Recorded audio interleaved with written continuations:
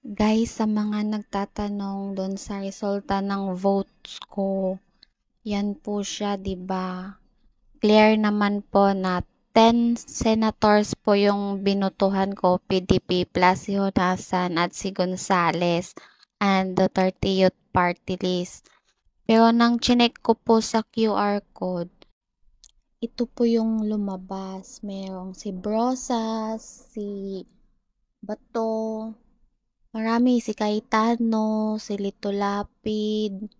Yung mga hindi ko naboto ba, nagtataka ako, naguguluhan ako, bakit ganyan? Andyan din si Rebella, si Binay.